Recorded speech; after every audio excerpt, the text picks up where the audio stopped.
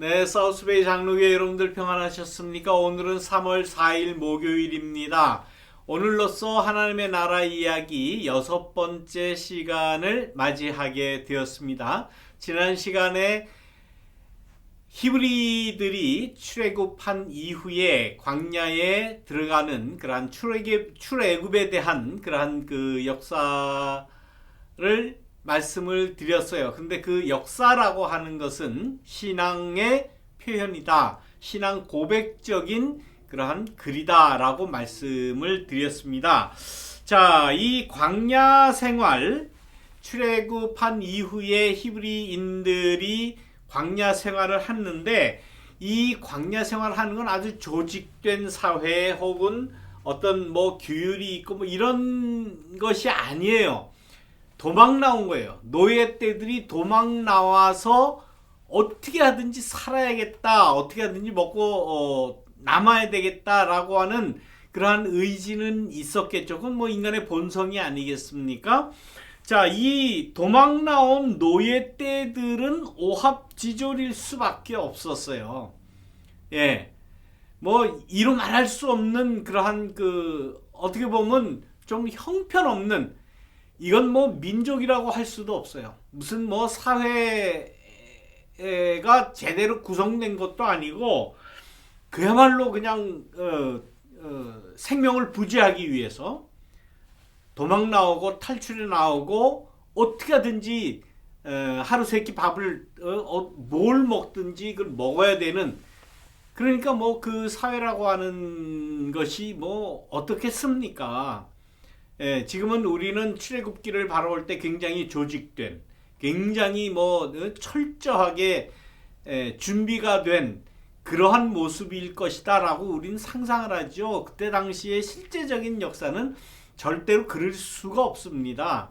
이거는 그야말로 오합지졸의 도망 나온 노예 떼들에 불과할 수밖에 없습니다. 그런데 이 광야를 약 한 40년 동안 광야 생활을 하면서 광야의 학습이 급속도로 발전되고 사회, 또 이 민족을 구성하는 그러한 속도는 가히 상상을 초월하는 그러한 모습이에요.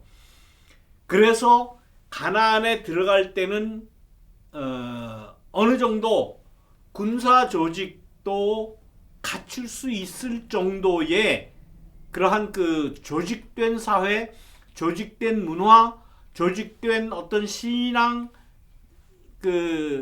신념 이런 것이 형성을 했다는 거죠. 근데 그것도 출애굽한 이후에 40년 동안 그것이 다 이게 이루어졌다라고 볼 수는 없죠.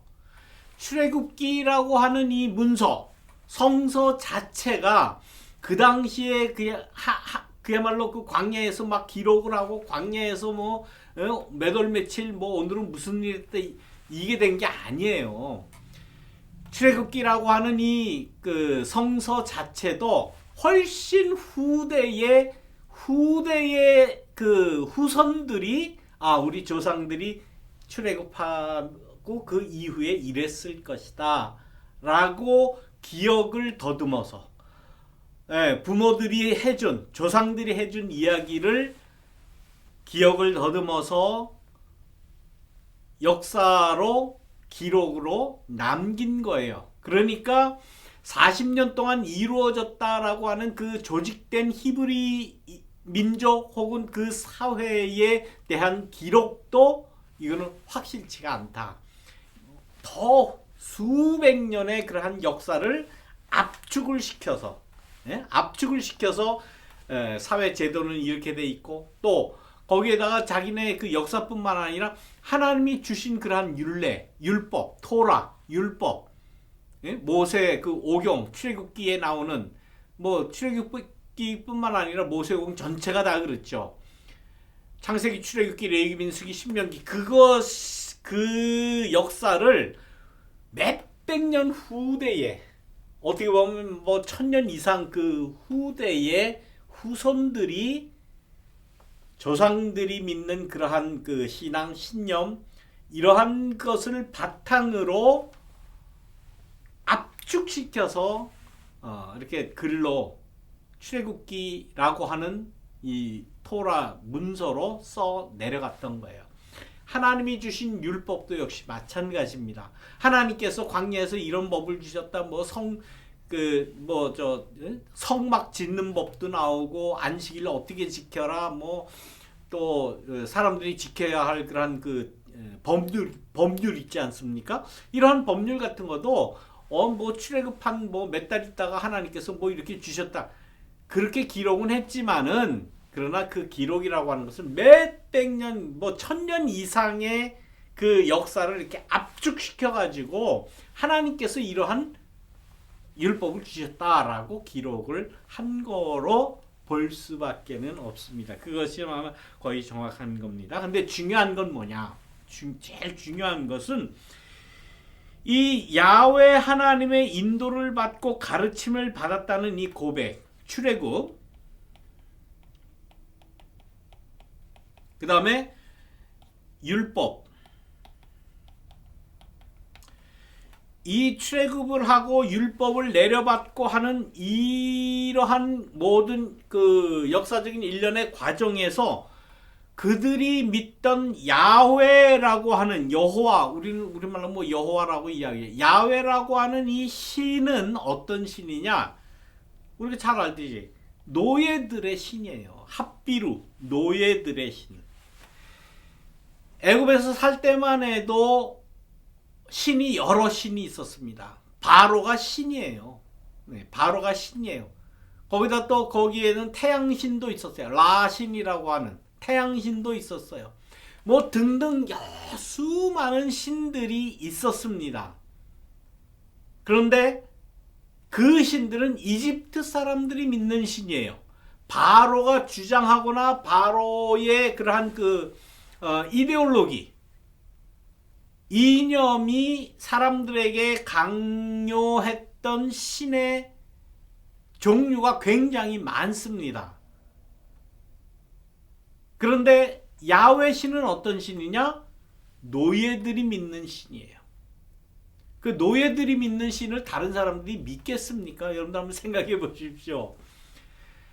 자고로 인간의 역사 가운데 이 신이 유일하고 이 신이 가장 훌륭한 신이다라고 주장을 해서 다른 사람들에게도, 다른 민족에게도 이 신을 믿어야 된다라고 강요하는 그 강요된 신이라고 하는 것은 어떤 상황에서 나오느냐?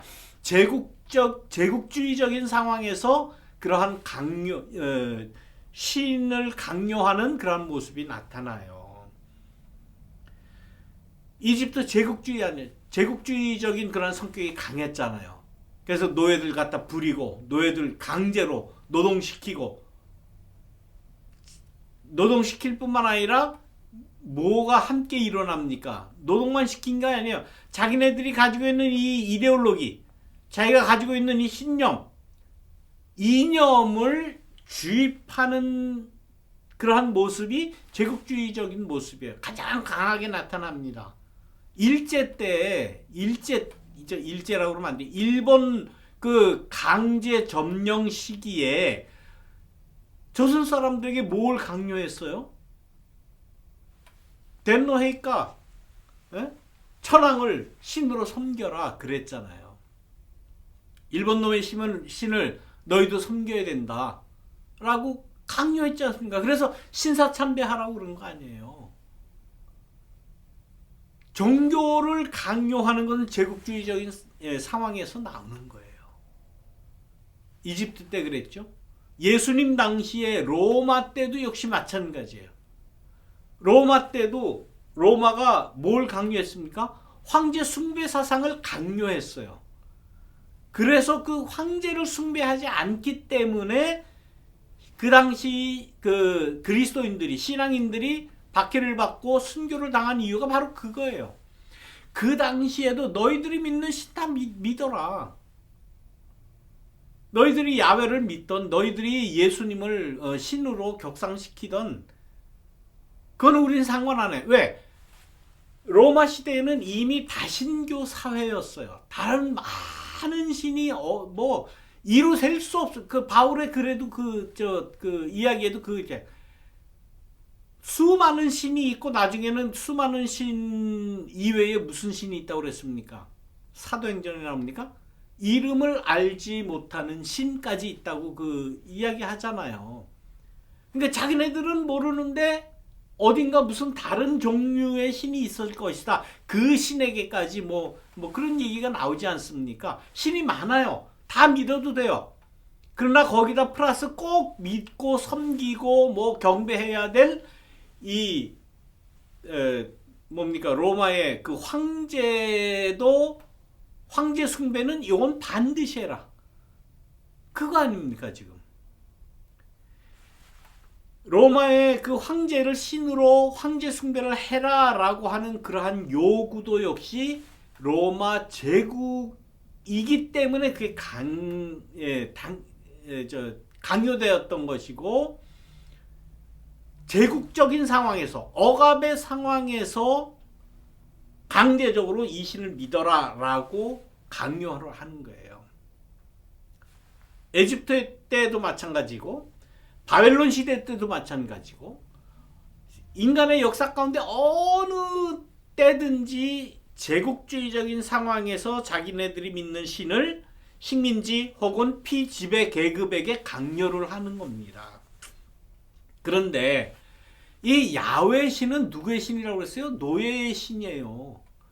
강요할 수도 없을 뿐만 아니라 그 신을 믿으려고 하는 사람도 없어요.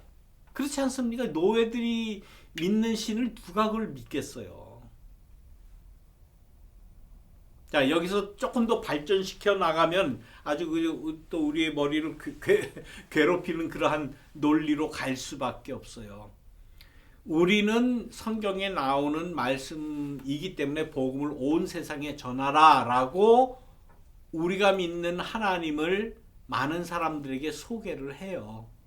그걸 전도라고 이야기하고 선교라고 이야기하고 우린 땅끝까지 모든 세상의 모든 민족 모든 사람들을 다 복음화시켜야 된다라고 우리는 당연한 것으로 생각을 해요.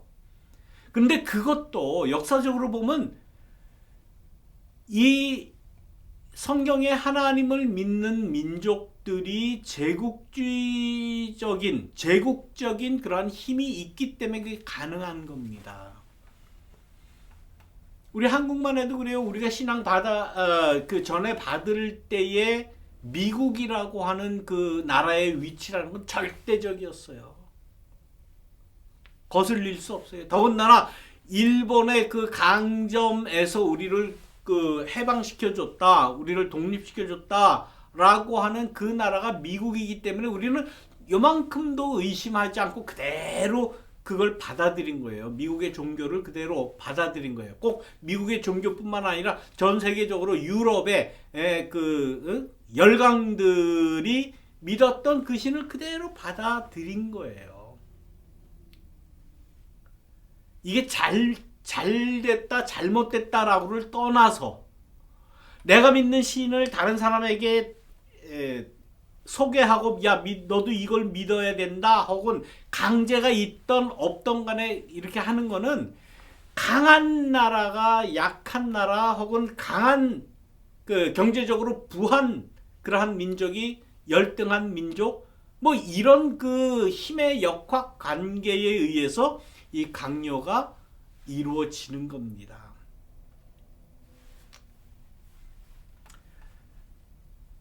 예를 들면 뭐 아프리카나 뭐 동남아시아나 뭐 이런 데에 그 믿는 신앙을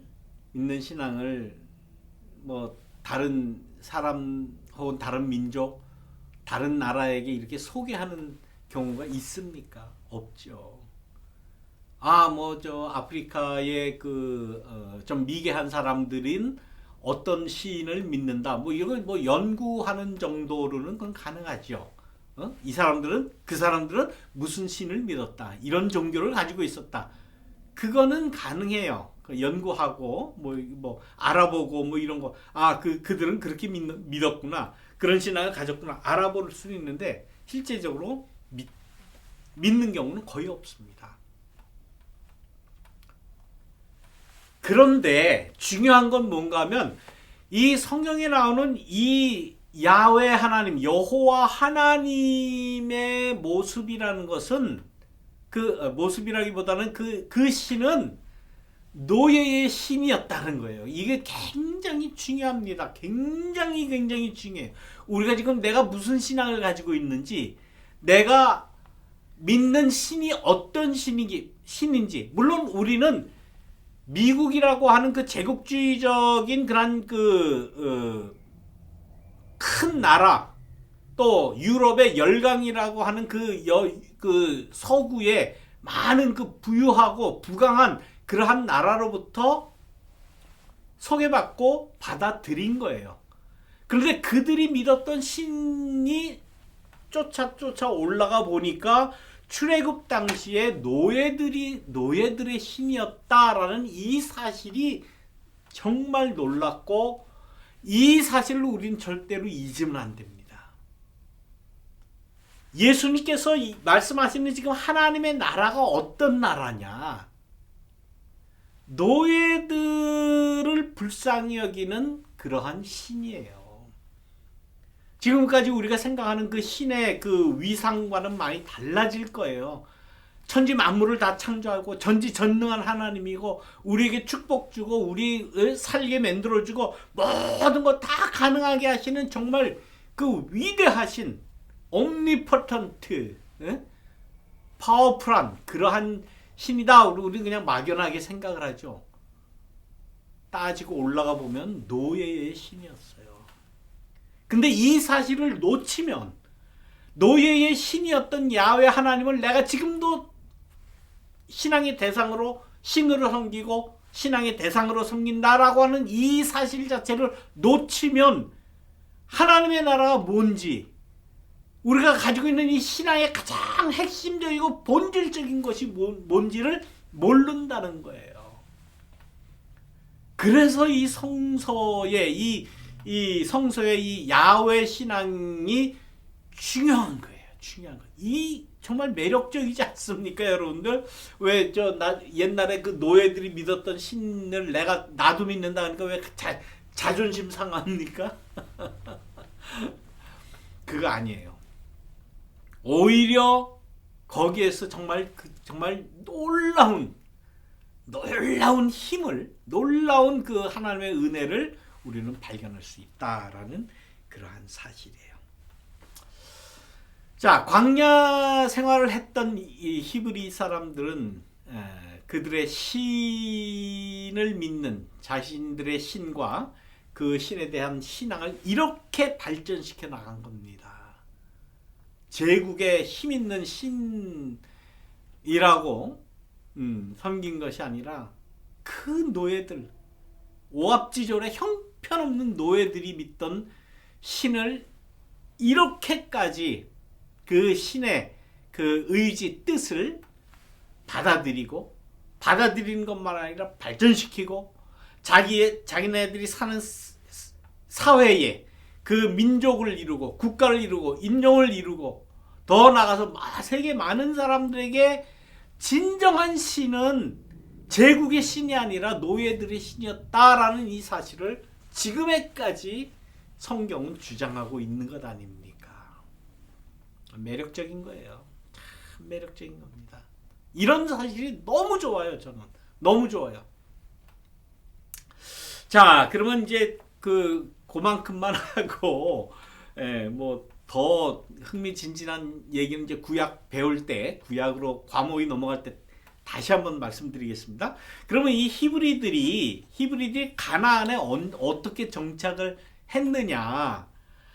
우리는 출애굽기, 레위기, 민수기, 신명기까지 율법의 모세 오경이라고 그러잖아요. 창세기, 출애굽기, 레위기, 민수기, 신명기, 여기까지 이제 그 광야 생활을 하면서 그 자기네들이 신앙을 이어받았고, 또 율법을 내려받고 사회를 이루는, 국가를 이루는 그러한 모든 그러한 그 과정을 이렇게 적어놓은 책이고, 그 다음에 여호수아기로부터 가나안에 들어가서 가나안의 정착 생활에 대한 이야기가 이제 쭉 나옵니다.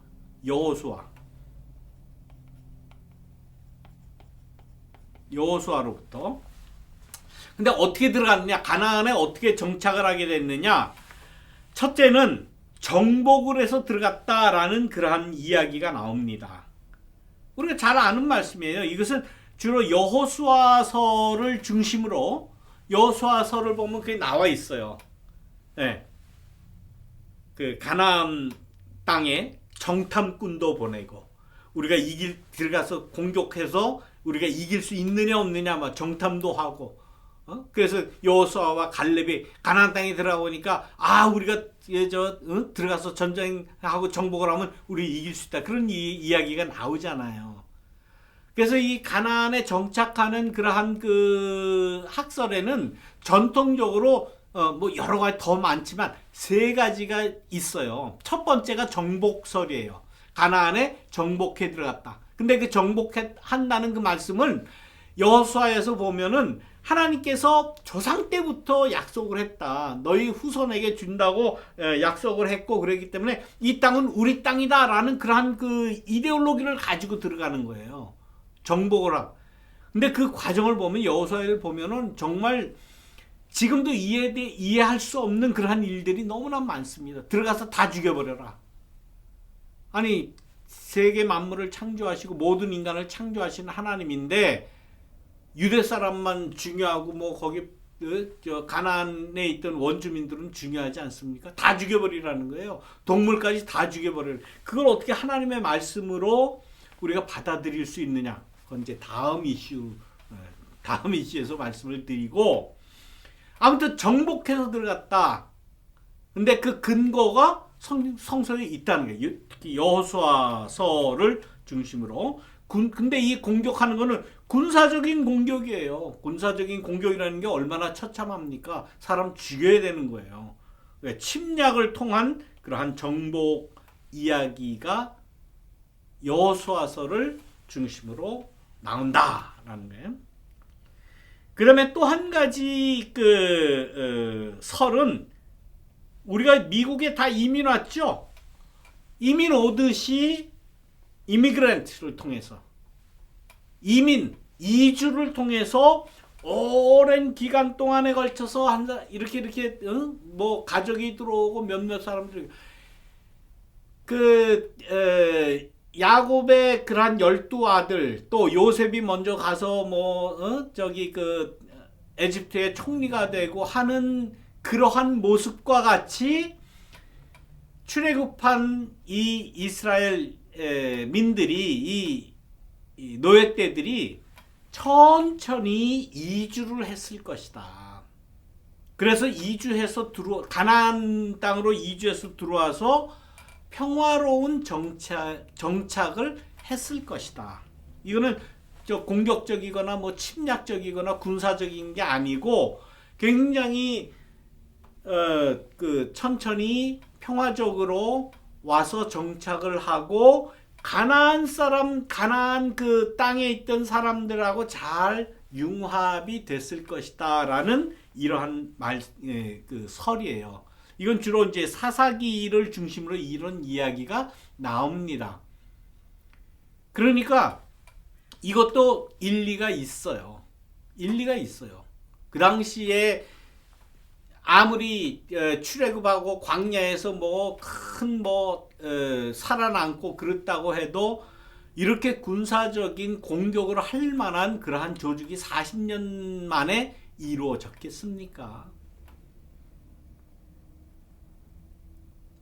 이 사사기에 보면 그런 이야기가 나와요. 가나안 땅의 모든 고고학자들이 가나안 땅에 있는 그러한 정착지들을 이렇게 요즘에서 1900년대, 1800년대부터 1900년대 20세기, 21세기에 이렇게 땅을 파서 발굴을 하지 않습니까? 그래서 이 옛날에 살았던 그러한 도시 이런 걸 이렇게 다 헤집어 봐도 가나안에 원래 있던 사람들의 그러한 마을이나 히브리 사람들이 살았을 것이다 라고 하는 추정하는 그러한 그 마을이나 이렇게 파보면 거의 구분이 없다는 그러한 그 고고학적 그 결과가 있다고 합니다. 그러니까 구분이 잘 안 돼요. 구분이 안 된다고 하는 것은 섞였다는 거예요. 잘 융합이 됐다는 소리예요. 그런데 성서에서 결정적으로 이 융합 과정을 설명할 수 있는 게 뭔가 하면 하나님의 이름에 관한 거예요. 우리는 출애굽할 때의 그 하나님의 이름, 노예들의 믿던 그 신을 뭐라고 그랬습니까? 야훼라고 그랬죠. 야훼. 야훼 하나님, 여호와 하나님이라고 그랬죠. 그런데 하나님의 이름 가운데 어떤 이름이 있습니까? 엘이라는 이름이 있어요. 엘. EL로 표현을 하죠. 엘, 샤다이. 그 다음에 또, 갑자기 좀 생각이 안 나는데. 엘이라고 하는 이 신이 또 있어요. 그런데, 고고학자들의 연구에 의하면, 성서 신학자들의 연구에 의하면, 이 엘신은 가나안에 있던 신의 이름이에요.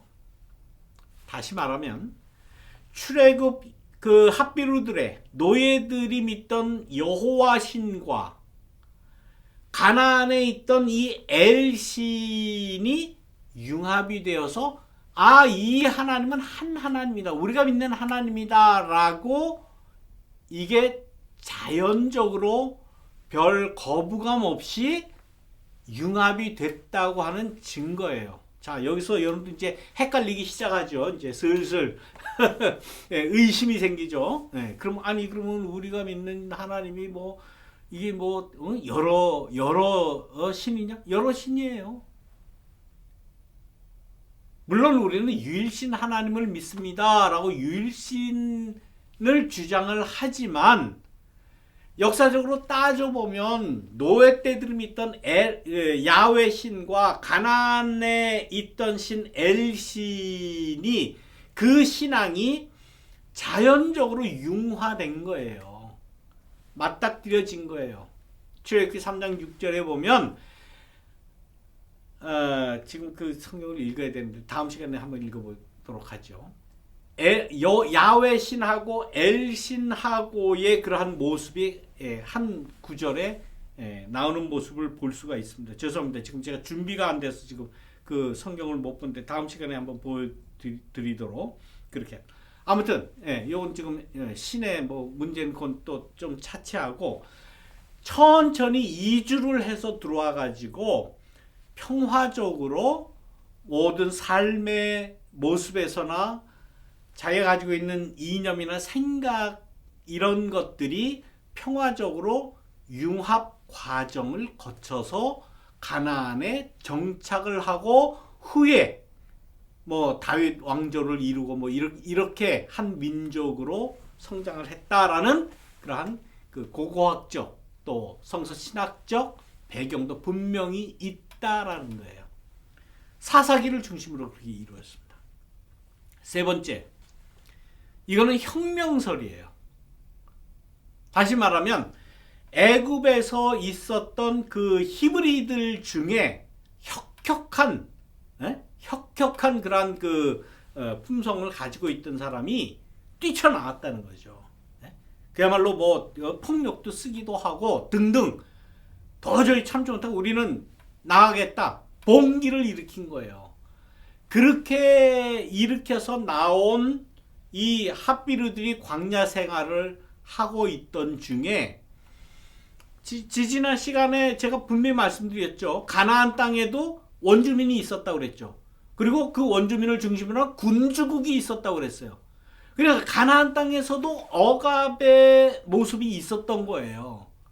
거기에서도 가나안 땅에서도 지배계급이 있고 피지배계급이 있고 주인이 있고 노예가 있고 거기에서도 역시 이러한 지배와 피지배라고 하는 이 구조가 있었던 거예요. 그런데 애굽에서 탈출해 나오고 봉기하고 나온 그러한 그 핫비루들과 히브리드 핫비루들 노예떼들과 가나안 군주국에서도 억압받고 노동하고 강제 노역당하고 못 살고 먹지 못하고 핍박받는 그러한 그 하층 계급에 있는 노예들이 연합을 해서 마치 혁명을 일으키듯이 봉기를 일으켜서 그 사람들이 나중에 이스라엘 나라를 세우게 되었다라는 이론이에요.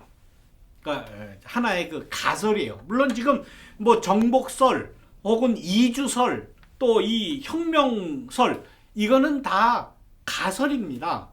그러나 성서적인 근거가 있어요.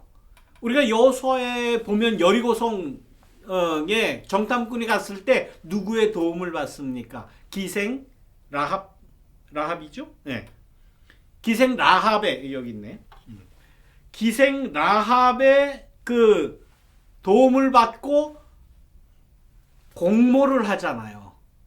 이러한 모습이 그러한 혁명설을 일으키는 그러니까 핫비루들과 이 가나안 군주국에서 핍박을 받던 또 어려움을 당하던 그러한 하층 계층 간의 공모의 모습 중에 하나다라고 볼 수 있다는 거죠. 다 나름대로 이 정복설이나 이 이주설이나 이 혁명설이나 성서적인 근거가 있어요. 없는 게 아닙니다. 그래서 그 하층 계급들의 연대의 봉기를 통해서 연대의 봉기, 혁명을 통해서 새로운 그러한 나라를 이루었다라는 그러한 이야기가 있는 겁니다.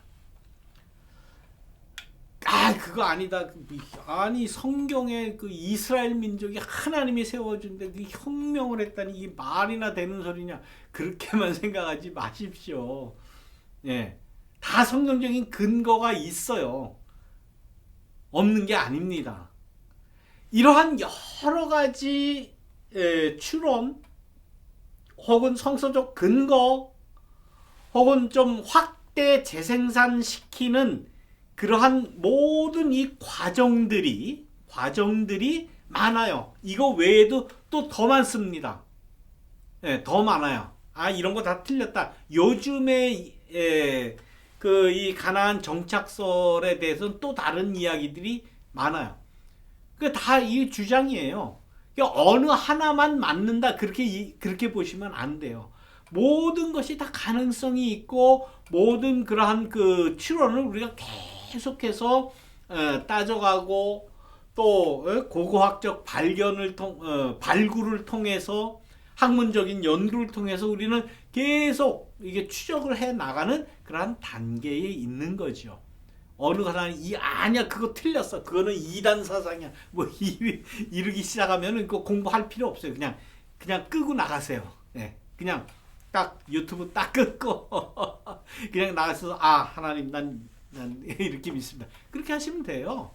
네, 강요하는 거 아니에요. 제가 지금 강요. 지금까지 구약 학계가 연구한 그 결과를 지금 소개해 드리는 거예요.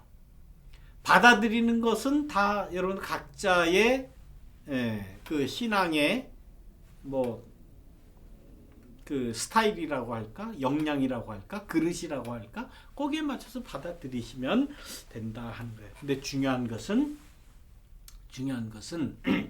성경에 나오는 이 하나님, 그분이 과연 어떤 분인가? 확실히 알 수 있는 가장 확실한 것은 노예들의 신이었다. 노예들의 신이었다. 그리고 그 사회에서 가장 하층 계급이었던 이 핫비루들을 구원한 신이었다. 그 신을 우리도 아직 그 신을 믿는다라고 하는 사실만큼은 변함이 없는 거예요. 근데 그게 싫다. 자존심 상한다. 아, 내가 어떻게 쪽팔리게 그 노예들 그것들이 믿는 신을 내가 믿느냐? 아, 난 싫은, 난 더 고상한, 더 힘 있는 자들이 믿던 신이 좋아. 그렇게 생각하면 이 성경의 그 하나님하고는 다른 하나님입니다. 자, 여러분들 이제 많이 좀 고민이 좀 생기시죠? 야, 이거 뭐 이거 맞는 말이야, 저 목사님? 맞는 말이에요. 자, 여기 중에서 이 혁명 가설, 뭐 가설이에요. 뭐 정확하게 맞다, 이것만이 맞다 그렇게 주장 안 하는데, 이 혁명 가설을 주장한 그 학자가 원래는 독일 사람인데 지금 그 미국으로 귀화해서 미국에서 이제 신학 그 교수를 하던 노만 그 고트발트라는 그런 독일 신학자가 쓴 책입니다. 이 그 구약 성서 신학, 여기서는 그 구약 성서 신학이라고 하므로 히브리 성서라고 그렇게 이야기를 해요. 히브리 성서를 쓴 이 굉장히 두꺼운 약 한 1000페이지, 원문으로 한 1000페이지 정도, 지금 1권하고 2권으로 이렇게 나눠서 이제 한글말로 번역된 이런 책인데, 이 굉장히 재밌습니다. 이건 뭐 진짜 시간 가는 줄 모르고 볼 수밖에 없네. 제가 지금 오늘 말씀드린 그러한 그 가나안 정착에 대한 이야기 중에 이 혁명적인 그러한 그 혁명 가설을 주장하는 학자가 이런 학자예요. 요즘에 이런 그 구약 성서 신학을 배우면 이거는 배울 수밖에 없는 그러한 가설입니다. 이러한 이야기들이 있어요. 그러니까 여러분들 한번 그렇게 뭐 그냥 들어보시고, 그렇다고 해서 이게 이것만이 올바른 이야기다 이렇게 주장하는 건 아니에요. 여러 상황을 다 종합해 보고 그다음에 나는 학문적으로 다가가는 게 아니잖아요. 신앙으로 다가가는 거잖아요. 우리 하나님 앞에. 그러니까 내가 가진 그 신앙, 그거를 손상시키려고 이런 말씀 드리는 거 아니에요. 학문적인 그러한 그 발달 과정과 종류와 여러 학설, 여러 가설들이, 이런 가설들이 있다라는 것을 소개를 드리고, 여러분들이 출애굽 과정과 가나안 정착을 이해하는 데 도움을 드리는 것이고, 그런 과정에서 하나님의 나라가 뭔가, 그 하나님이 어떤 하나님이었느냐, 하나님이 원하는 세상이 어떤 세상이었는가라는 것을 여러분들 신앙 가운데 받아들이고 추론하시라는 그런 의미로 이런 말씀을 드렸습니다. 자, 이 말씀 아마 지금 오늘까지 2번에 끝내려고 그러는데 조금 더 남았어요. 조금 더 해야 돼요. 다음 시간까지 여러분들 기대해 주시길 바랍니다. 다음 만날 때까지 여러분들 평안히 계시기를 바랍니다. 여러분들 안녕.